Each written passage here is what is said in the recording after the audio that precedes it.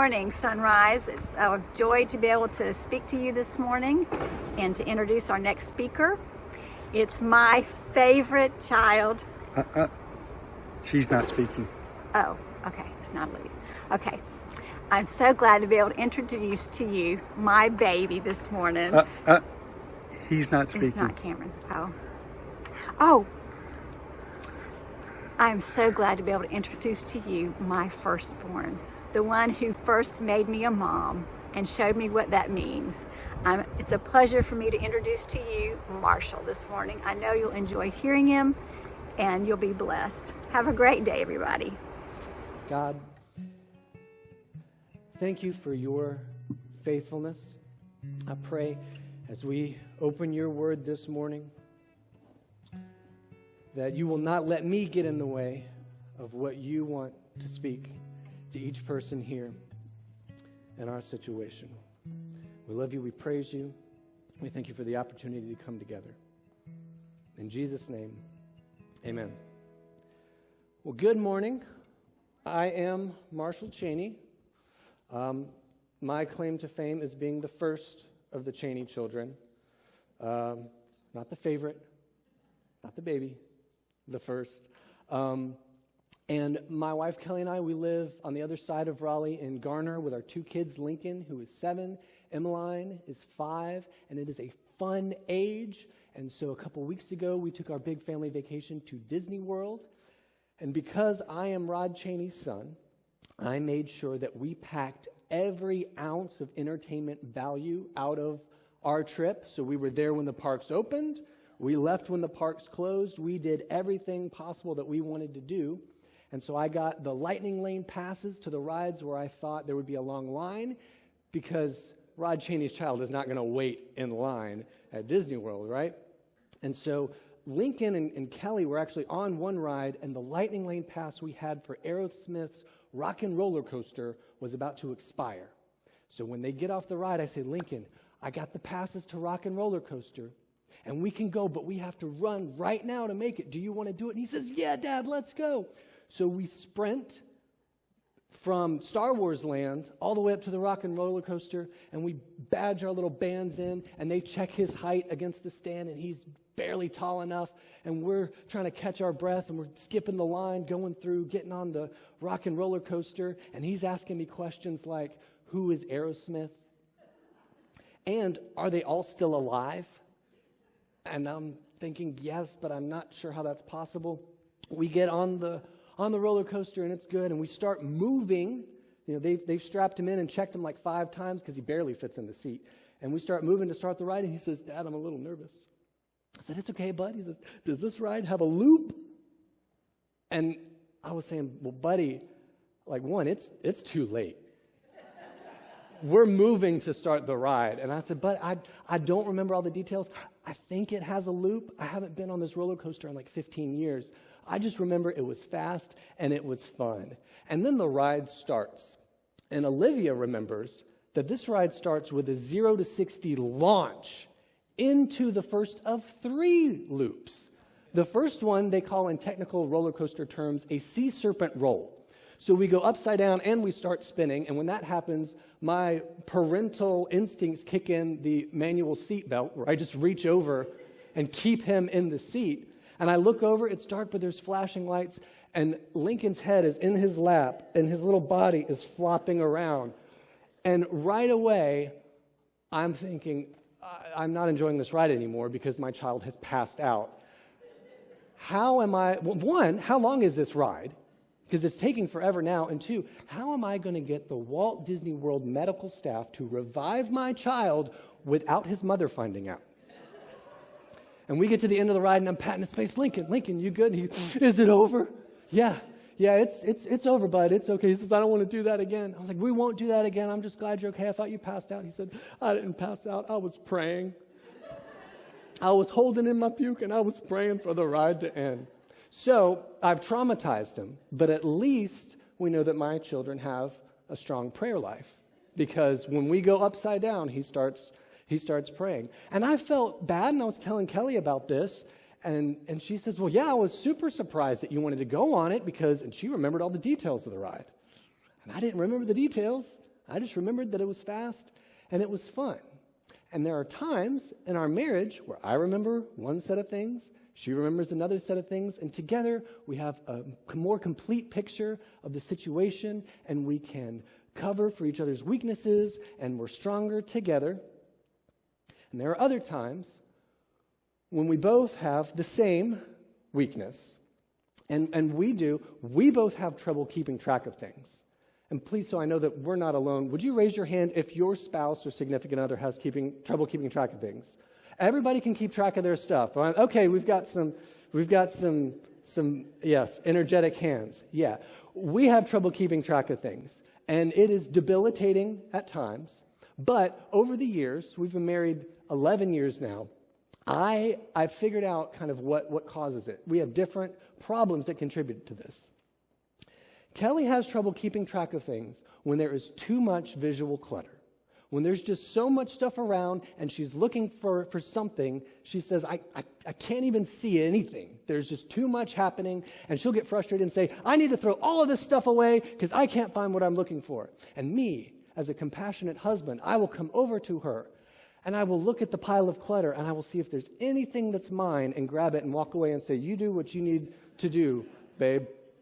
Throw it all away. I can't relate because I don't have that problem, but I can sympathize and I can understand that when you're looking for something and everything that's in front of you is not it, it's all worthless junk, get it out of the way. I don't have that problem because I am Rod Chaney's son. And I can walk into a cluttered room and I can say, this is the way this room looks. Now about my business. I have a tool for finding things in clutter. I will project a mental picture of the thing that I want to find, and I'll just match that against everything that I see. I'm like the Terminator looking for Sarah Connor. I'm just doing that facial recognition, and I find the thing, lift up some clutter and find it, and I'm good. But that system breaks down for me when my mental picture does not match the thing that I'm looking for in its current state.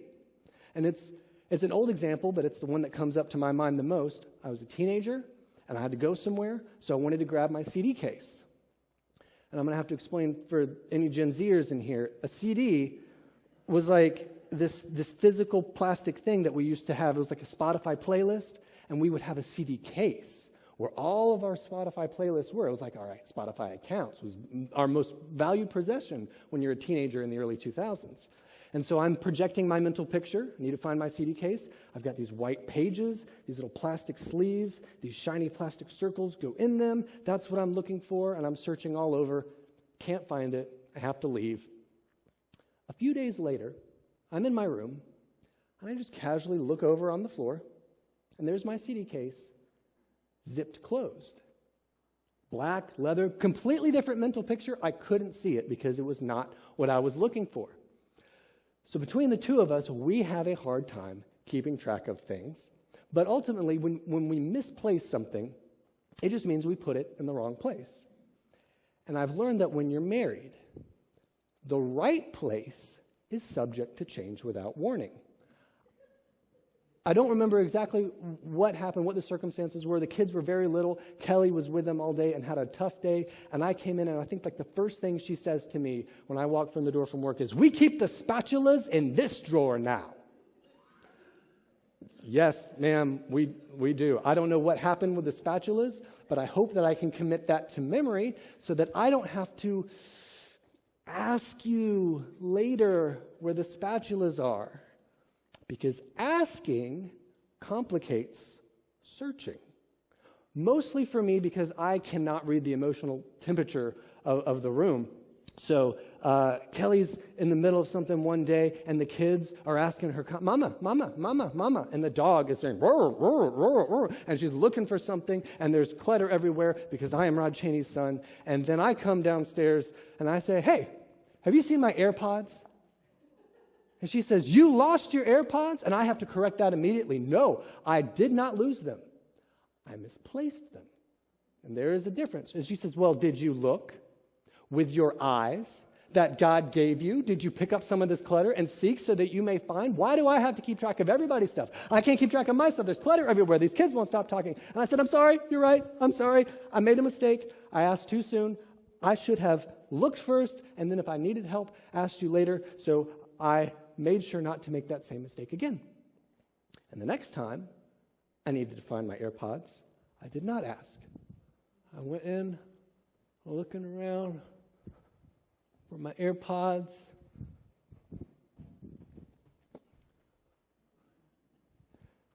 And she says, "Can I help you?" "Oh, no, I'm just looking for my AirPods." She says, would you like to ask for help instead of wandering around getting in my way looking completely clueless?" "No, I asked too late."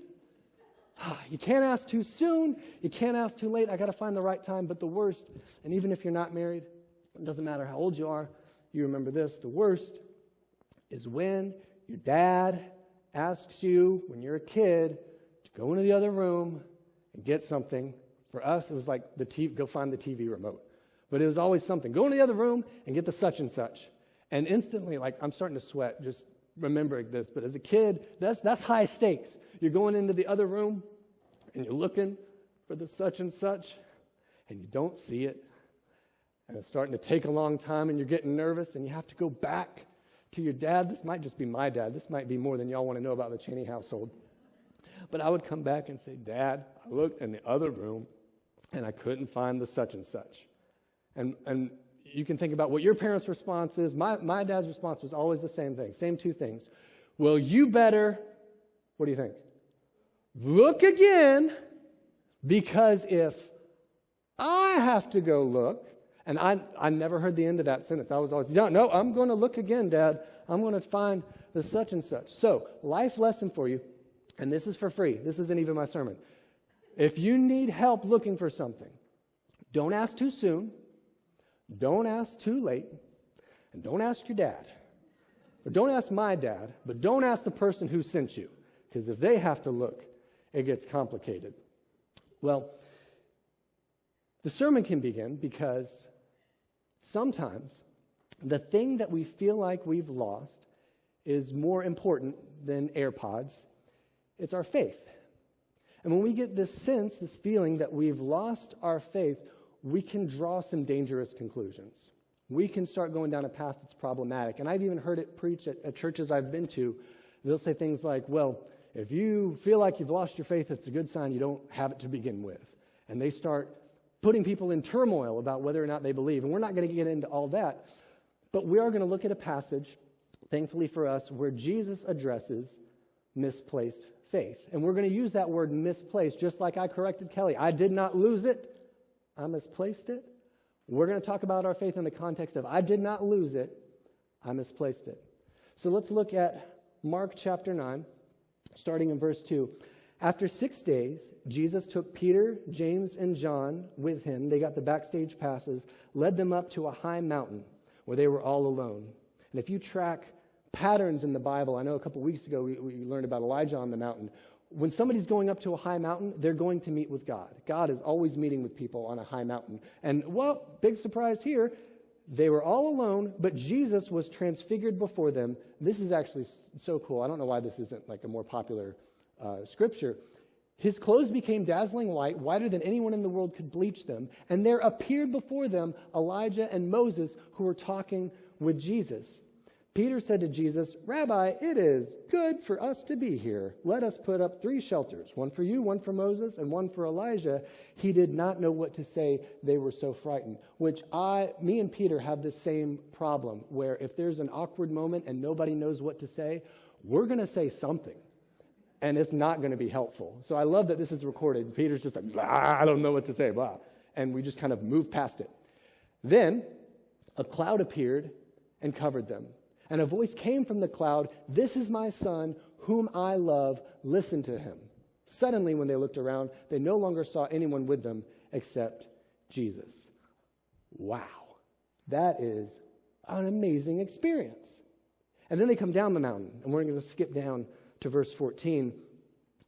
When they came to the other disciples, remember only 3 of them went up with Jesus, they saw a large crowd around them and the teachers of the law arguing with them. As soon as all the people saw Jesus, they were overwhelmed with wonder and ran to greet him. "What are you arguing with them about?" he asked.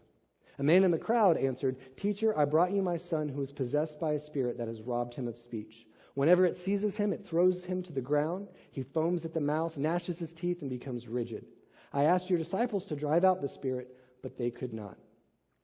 "You unbelieving generation," Jesus replied, "how long shall I stay with you? How long shall I put up with you? Bring the boy to me." So they brought him. When the spirit saw Jesus, it immediately threw the boy into a convulsion. He fell to the ground and rolled around, foaming at the mouth. Jesus asked the boy's father, "How long has he been like this?" "From childhood," he answered. "It has often thrown him into the fire or water to kill him. But if you can do anything, take pity on us and help us." "If you can," said Jesus, "everything is possible for one who believes." Immediately the boy's father exclaimed, "I do believe. Help me overcome my unbelief." When Jesus saw that the crowd was running to the scene, he rebuked the impure spirit. "You deaf and mute spirit," he said, "I command you, come out of him and never enter him again." The spirit shrieked, convulsed him violently, and came out. The boy looked so much like a corpse that many said, "He's dead." But Jesus took him by the hand and lifted him to his feet, and he stood up. After Jesus had gone indoors, his disciples asked him privately, "Why couldn't we drive it out?" He replied, "This kind can only come out by prayer." This passage starts with this amazing experience on the mountain. And we've got this really stark contrast between what happens on the mountain and what happens in the street. And I was thinking, if the disciples, if they're walking up to this mountaintop following Jesus and they're wondering, is he really the Son of God? Like, what's the deal with Jesus really? This experience happens. They're in the cloud of God's presence, seeing the Force ghost of the patriarchs, and Jesus is glowing white. All questions are answered. There is zero faith required for that experience. You just see it, and it happens, and it's amazing. And then they go down the mountain. On the mountain, they are enveloped in God's presence. And if you ever have gone to like a mountain retreat, or for me it was Young Life's Windy Gap Camp. I went up there a lot of summers, and feels like God is in the air that you breathe. I mean, you're just in the presence, and you're loving it. And then down the mountain back to your real life, and you start to think, well, God must live on the mountain. He's there, very much there, and it's hard to find him here, because in the street, in the daily life, you've got a situation. And the situation in this story is for the man who's dealt with this chronic issue with his son. And that may hit home, if you can relate to that, dealing with something with one of your kids, or a family member that's just ongoing. And maybe physically you're here and mentally you're dealing with that situation right now. Or you're waiting on a diagnosis. Or you've got a diagnosis and it's got a lot of syllables. And you've got a lot of questions. And so physically you're here, but mentally you're somewhere else deep in your situation, whatever it is. I can relate to it. Because you may know that my maternal grandfather was deaf and mute for basically all his life, most likely from an injury that he sustained as a very young infant. And his parents took him to the faith healers, to the people who were supposed to be able to resolve that kind of thing, and they did what they do. They put their fingers in his ears, they prayed over him, they said the right words, and nothing changed. And their response was not, "Sorry, we couldn't do it this time." It never is. They're pointing blame elsewhere, at his parents, at him, and they'll say things like, "Well, you don't have enough faith. Or there's some sin in your life," or something like that. We saw that in other passages where Jesus is dealing with healing somebody. The religious establishment says, God would absolutely do this for you, but you are getting in the way. And so that experience for my grandfather, like I said, when we talk about losing our faith and the dangerous implications the conclusions that we can draw, that situation shaped his understanding of God for much of his life, of who God was and how he worked in our lives. Because right away he was told, you don't have enough faith to have this experience that everyone else does. And that's the situation that this man is in with his son. So I can understand the hopelessness that he must have felt. We can assume, it doesn't say it in the passage, but we can unpack from just the time that his son had an issue. He brought him to the religious leaders. And clearly, whatever they did didn't work because the son was still the same way. But then he starts hearing these stories after years of dealing with this, that there's a rabbi in town, and his disciples are out healing people. And so he thinks, maybe this is my chance. And he brings his son to the disciples, and whatever they do, It doesn't work. And now we've got this argument between the religious leaders and the disciples of Jesus. And that's the situation that's still glowing Jesus walks into. And he asks them, what's going on here? And the man explains it to them. I asked your disciples to drive out the spirit, and they could not. And maybe this is why this isn't the most popular passage, because this is not let the children come to me, Jesus. He's chewing them out. This is harsh. You unbelieving generation, how long shall I stay with you? How long shall I put up with you? Bring the boy to me. And we, as Christians, are like, well, Jesus, this is tough. Like, I can't heal anybody. You got some really high standards. Are you going to, is this what you expect of everybody? What's the problem here? And the problem that Jesus is addressing is misplaced faith. He asks these two questions. How long shall I stay with you? How long shall I put up with you? I feel like for the religious leaders who maybe have tried to heal this person in the past, their problem was Kelly's problem. That they had misplaced their faith and what was needed to actually help in this situation under a bunch of visual clutter that made it really hard to see what was actually needed. The fact that they needed to rely on God to help. They have 400 years where God hasn't spoken through his prophets. Not that they listen to the prophets anyway, but in the place of that, they've built up all these religious traditions and rules and things that are easy to see and the things that are right in front of them. So when it came time to heal the boy, they couldn't find what they needed, and they ended up blaming him. They had a lot of clutter in their understanding of who God was. How long shall I stay with you? I feel like Jesus is also talking to his disciples, saying, guys, you are supposed to be able to do this. I can't be the one coming into every situation. And that seems like really high standards, except if we jump over to Mark chapter 3, we see earlier in the book of Mark, he appointed 12 that they might be with him and they might send them out to preach and had the authority to drive out demons. So in Mark chapter 3, Jesus gives his disciples the authority to do this. And if we jump over to Mark chapter 6, they drove out many demons and anointed many sick people with oil and healed them. So this is not out of the realm of possibility. The disciples have been given the power to do it. They've healed other people in the past, and that's probably what this man heard about and brings his son to the disciples. But when we get to this time, it didn't work. They did all the same things, but it didn't work. And I think their issue was my issue. When they needed to lean on faith, they had a mental picture of what was going to happen. And they asked Jesus, hey, we tried it. We executed our mental picture. Nothing happened. What went wrong here? And at the very end, Jesus says, well, this kind can only come out through prayer, or prayer and fasting, depending on your translation. This kind is different than your mental picture. This kind isn't like last time. You've got to trust in me for this kind. So these two questions, really harsh questions. How long must I put up with you? How long must I stay with you? Their faith was buried under a bunch of clutter. And their faith that was needed the situation didn't match the mental picture. So they didn't know what to draw on. And there's a third party, which is the man. And I don't know if you caught it. I didn't at first in this passage, but there's a third how long question that Jesus asks. He gets the man in front of him and he asks, how long has he been like this? See, the argument's over. Jesus is making it personal to this man that he is addressing. He says, tell me about your son. How long has it been like this?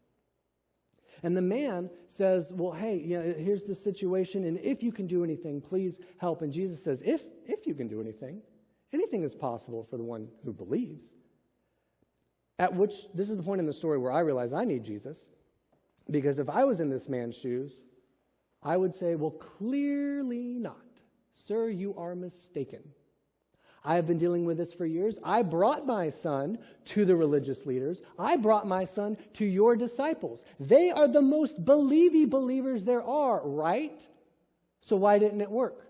Would you like to talk to them, or should I? Do I need to tell them to believe harder? It seems like this thing that Jesus is saying here is just not true. Oh, anyone's possible for one who believes. No, this situation says something different. That's where I would jump into the passage. Thankfully, I was not there when this was written. The man's response is one of the most profound statements I feel like is in the Bible. He says, I believe, help me overcome my unbelief. And we don't pray like that. We assume, God, you know I believe in you because I'm praying to you right now. I'm not praying to the fire hydrant. I'm not praying to the President of the United States. I'm praying to you, so clearly I believe. Help me with this other stuff. But what would it be like if we started our prayers with, God, I believe, help me overcome my unbelief? What if we recognize that we have areas, maybe areas that we specifically aren't aware of, but we just know we can't believe or we aren't believing as fully as we could? What would happen? And I think God would unlock some things for us. I think he would show us areas where our faith is misplaced.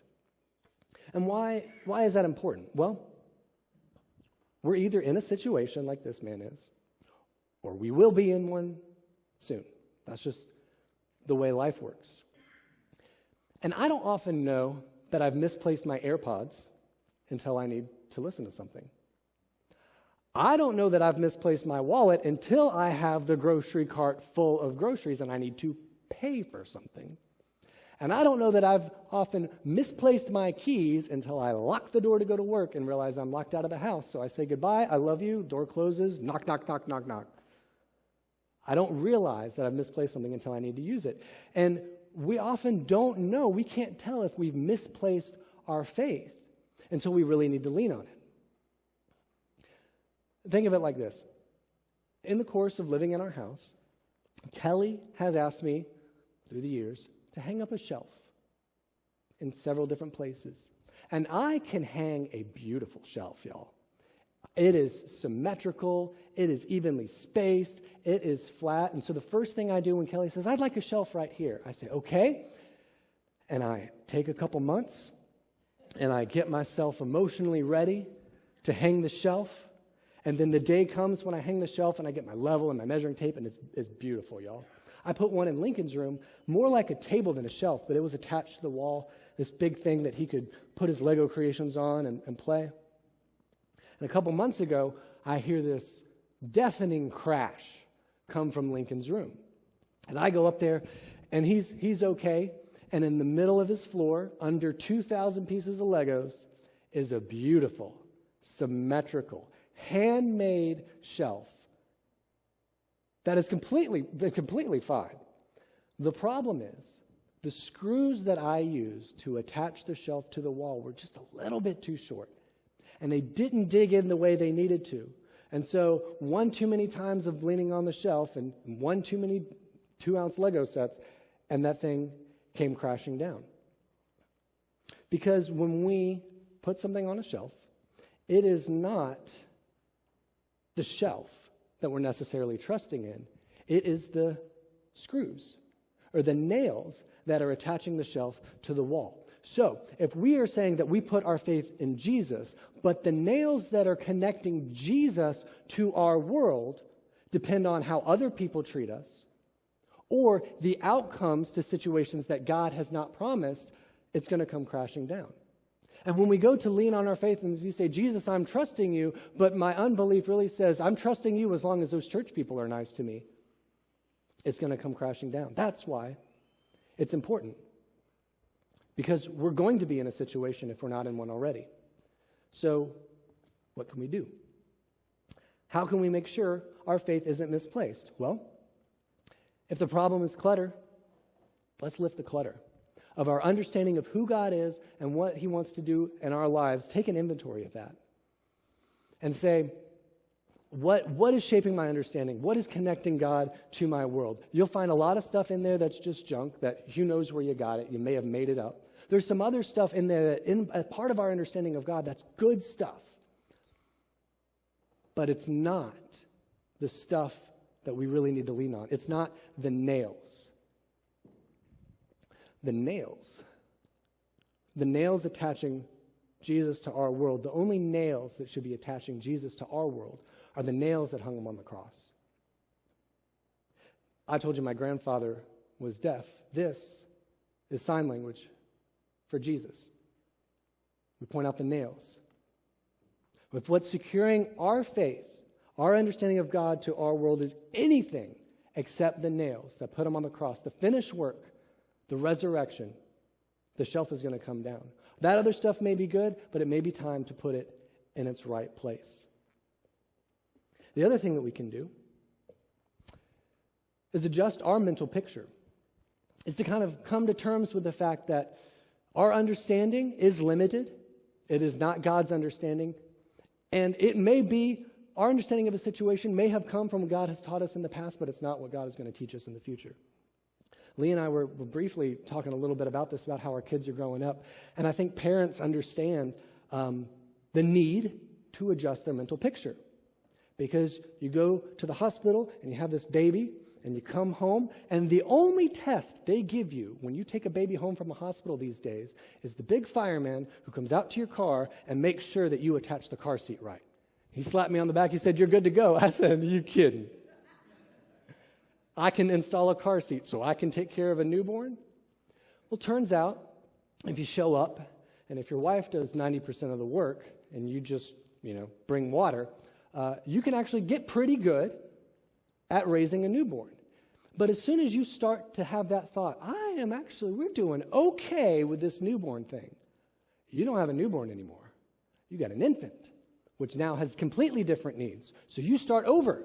Your mental picture has to change. Now you're raising an infant, and as soon as you think, hey, we got this infant thing down, one sleep regression later, the kid wakes up with a jetpack. Now you have a toddler, and you're starting over with that. And every season of life, you're adjusting your mental picture. And some of us, we had the bright idea in the middle of it to have a second kid. And that second one comes out, and nothing that you learned with the first one works on the second one. And then you have to lean on your faith, and you say, "Jesus, help me with this second child." And Jesus says, "This kind.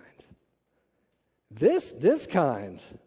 This spicy red-headed child, this kind is going to teach you something that the first kind didn't teach you." So now you're adjusting your mental picture with multiple kids going through. We understand that's just the way it is. We have to do that with every situation that God brings us to. We say, "God, you brought me to the last one. What the disciples said, the things we tried last time on this did not work this time. What's the difference with this time?" And God will show you this kind. This kind is different. The third thing that we can do, make sure our faith isn't misplaced, is to get one of these. This is a Tile, or Apple makes AirTags. It's a little thing finder. And all you do is you push this. Y'all, this song plays in my house so much, my kids get it in their head, and they just walk around singing, dun, da, da, da, da, dun, dun, dun, dun, dun, dun, dun. Did somebody lose something? No? But these are great. I have them on my wallet, on my phone, on my keys, the things that I lose all the time. But these have two limitations. They have to be charged. When the battery runs out, it doesn't help. And the annoying one, it has to be in range of the thing that you're trying to find. These that work on Bluetooth, it's about 30 feet. So you got to be close to begin with for this thing to even work.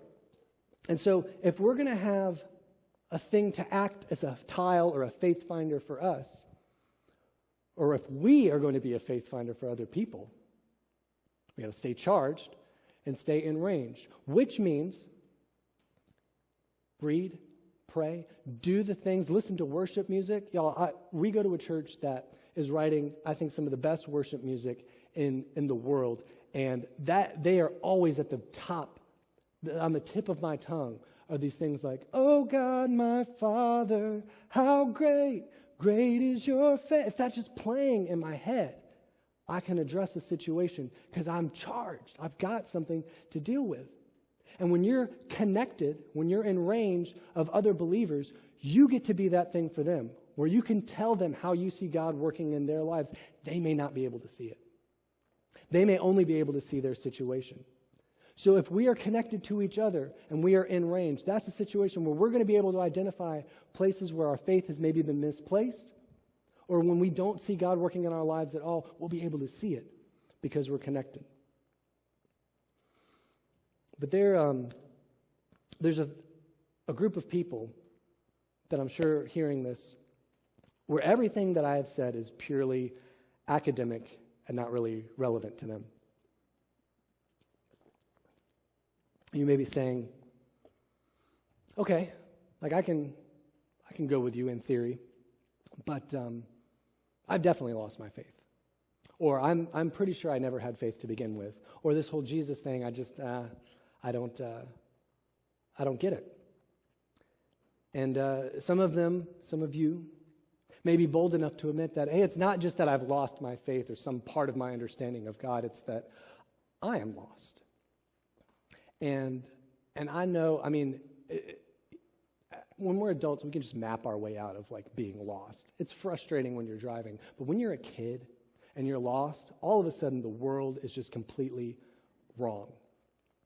And this happened a couple years ago for us, but if there's a lull in the conversation, if we're driving in the car, Lincoln he'll bring up, hey, Dad, you remember that time you lost me at marbles? And out of nowhere, and I have to correct him, I did not lose you, I misplaced you. No, I said, hey, no, here's what happened. We were at Marbles Kids Museum in Raleigh, which is super cool unless you go with your kid on a weekend and then there's 1,000 people there and it's not fun. And that was the day that we picked. And so it's so crowded, so noisy, but he had found this slide and he was just going down the slide and coming back up. And I moved my way down to the bottom of the slide so I could see his face coming down. And I guess he just didn't realize that I had moved or didn't see me when he got to the bottom of the slide because he went up to the top and he started looking around. And I wasn't there. And I think he found somebody who looked like me, maybe wearing the same pants, and he started walking off in the other direction.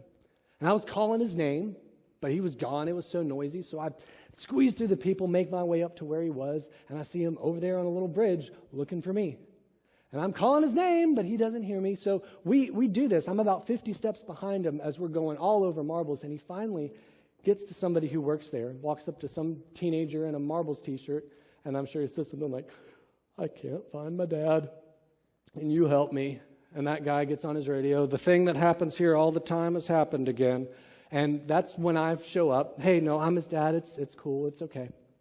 And I get into Lincoln's face, and I hug him, and I said, hey, buddy, I know you thought you were lost, didn't you? He said, yeah, I did. I was like, that's really scary. I know it's so scary when you feel like you're lost. But guess what? I was watching you the whole time. I knew where you were, and I was calling your name, but it's so loud in here. You didn't hear me, and I was moving to you, and I saw that you started following somebody that you thought was me, and you got even more lost, and I was just waiting for you to stop so I could catch up to you, so you could know that I was still here. I was right next to you. But, buddy, you did the right thing. You asked somebody for help. You found somebody who worked here. That was the right thing to do. Good job. If that ever happens again, you can do it. And if you're feeling lost this morning, God's response is exactly the same. He says, I know it's scary. I know you feel lost, but I've been watching you the whole time. I've been calling your name, but it's so loud in here. You just couldn't hear me. And you started following something that you thought was me, and you got even more separated. But I'm coming after you, and I'm waiting for you to be still long enough to know that I'm close, and I'm right next to you. So what's the right thing for you to do in that situation? It's to ask. And I know I joked at the beginning that asking complicates searching, but this kind of search can only be solved by asking. This kind can only be solved by asking. And there's no way that you can ask too soon. You don't have to get your life together. You don't have to accomplish anything or do anything to ask. And there's no such thing as asking too late. You aren't invalidated by anything that you've done. You can ask. And you can ask your Father. Ask the one who made you, the one who sent you. He sent you with a plan for your life. Otherwise, if that seems like too big of a hurdle, too big of a thing to do, how long are you going to wait? How long are you going to pretend that you have it all together? Think about what Jesus asked the man. How long has it been like this? He's ready to make it personal. This kind requires prayer. So let's pray. God, I pray, starting now, that you would give each of us the courage to take an inventory of our lives, of our understanding of who you are and how you work in our lives, and say, God, I believe. Help me overcome my unbelief. Show me the places where I think I'm leaning on you, but my understanding is cluttered. The nails that are attaching you to my world are depending on things that you never promised. Help us adjust our mental pictures. Help us be the faith finders for those around us, so that when the situation comes, that we know, on Christ, the solid rock I stand, all other ground is sinking sand. May we be so bold as to ask for help. And I pray that you would immediately begin to show us what we need to do to have stronger faith, so we aren't rattled, we aren't shaken, but in our situations we cling even harder to you. God, not to make us more competent or more powerful, but to make us more dependent on you for every aspect of our lives. In Jesus' name, amen.